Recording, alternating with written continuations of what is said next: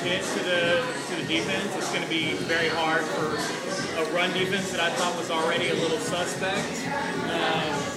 They gave up 140 plus yards to Chris Johnson the week before. To a back who's only put up 25 yards on anybody else for the rest of the year. So, I know that Tim Dobbins is a vet, and then Gerald Sharpton's coming off the pup list in a couple of weeks. So it's going to be tough. I think this is probably going to cost the Texans a game or two. I severely hope that Slauson gets a fine and possibly a suspension, because I do believe that was a dirty flip-flop. I saw the coverage last night. I haven't heard, besides what you're saying, with a dirty hit, I haven't heard much talk about any if you look at what Joe Mays got for the hit on Matt Shaw, the NFL has come out and basically said that the consequence of the hit is now just as important as the intent. So, if you look at the hit on Matt Shaw, if his helmet had come off and a piece of his ear had gone off, that guy doesn't get a suspension. He maybe gets a fine, but the consequence of that hit is now shown that, okay, there's had consequences to this, so you're going to get suspended. So in this instance, you just look at that hit, it didn't look that bad, but now you've lost a Pro Bowl for a year. Those are bad consequences, and I believe that they deserve to be punished. surprising about losing him in Game 5 of this season. We also lost Larry Williams in Game 5 last season. Still made the first run of the playoffs without the job and Larry Williams.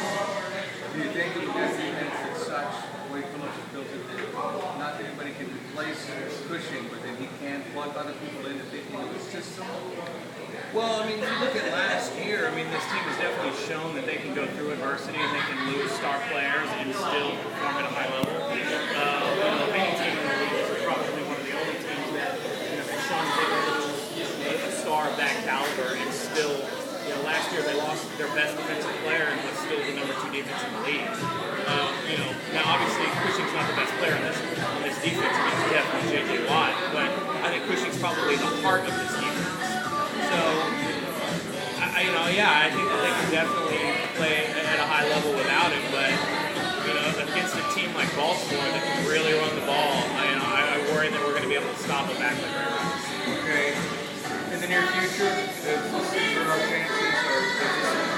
are our chances playing Green Bay? I don't think so. Green Bay lost Cedric Benson, so without Cedric Benson, to tell you the truth, I don't even know who their backup running back is. I worry more about Aaron Rodgers throwing the ball all over the field, than the run defense there.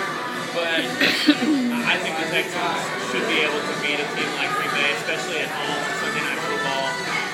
The crowd's going to be crazy hyped. I really think that the Green Bay game is a game that I'm not near as worried about as the Baltimore. Okay, and then playoff, you're still there? No, I don't think that this team should still for sure win the division. We're 3 games up on the closest person. I worry about going to the Super Bowl playing the 49ers, and the 49ers have the number 1 rushing attack in the league right now, and without a player like Ryan Cushing, are we going to be able to stop that? I think this guy's up with my fantasy football. Can I get your first last name? Josh Gray.